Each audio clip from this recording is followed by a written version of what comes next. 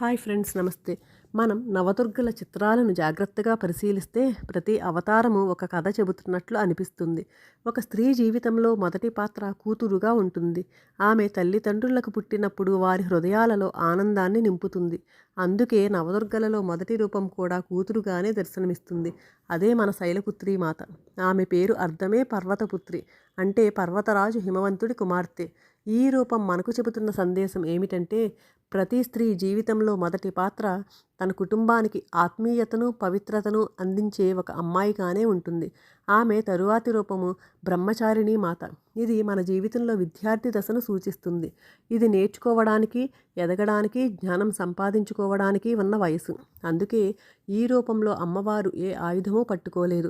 ఆమెను మీరు గమనిస్తే సింహము లేదా పులి లాంటి ఏ వాహనం మీద కూర్చోలేదు. ఎందుకంటే విద్యార్థి దశలో శాంతి, సహనము, క్రమశిక్షణ, ఆత్మనిగ్రహము అవసరం కనుక. ఈ రూపము నిజమైన శక్తి అనేది జ్ఞానము, ధ్యానము, సాధనల ద్వారా మాత్రమే వస్తుంది అని మన అందరికీ గుర్తు చేస్తున్నారు. ఆమె తర్వాతి రూపము చంద్రఘంట మాత.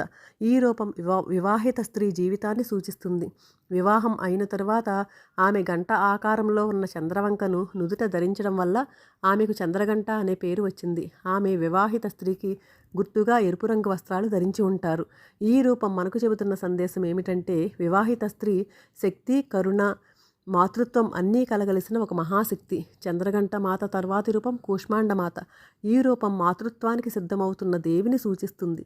కూష్మాండ అనే పదానికి అర్థం లోతుగా చూస్తే, కూష్మ అంటే విశ్వము, అండ అంటే గుడ్డు, అంటే విశ్వాన్ని సృష్టించిన బ్రహ్మాండ సృష్టిని సూచిస్తుంది. అందువల్ల ఈ రూపంలో అమ్మవారు విశ్వ సృష్టికర్తగా, తల్లిగా దర్శనమిస్తారు.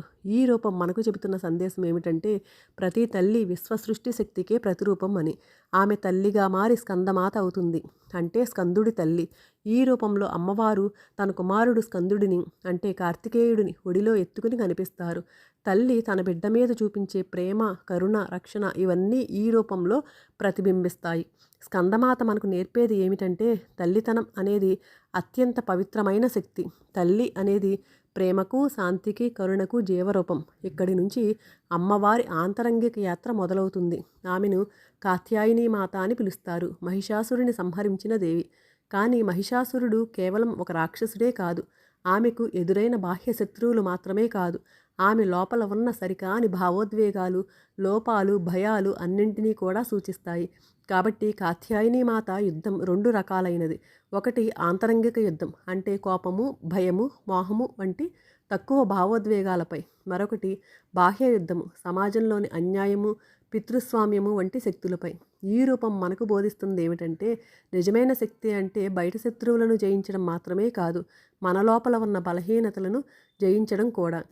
ఒక స్త్రీ సమాజం మీద పెట్టిన కట్టుబాట్లను దాటి తనలో ఉన్న అన్ని మంచి, చెడు ధైర్యంగా అంగీకరించినప్పుడు ఆమె కాళరాత్రి మాతగా మారుతుంది.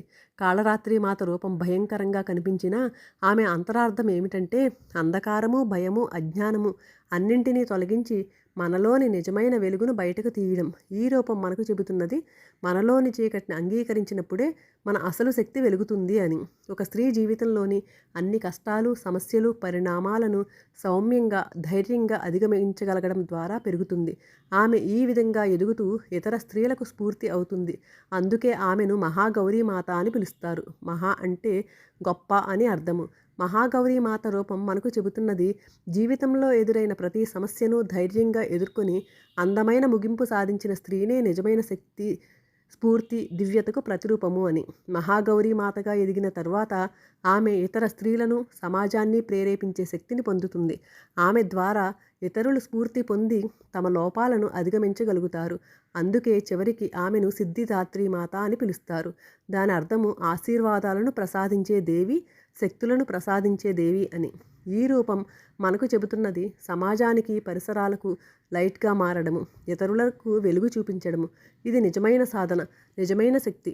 కాబట్టి ఈ చిత్రాలకు కేవలం పూజ చేయడమే కాదు, మనకు నిజంగా అవసరం ఏమిటంటే ఆ అవతారాలను అవి జాగ్రత్తగా గమనించడము.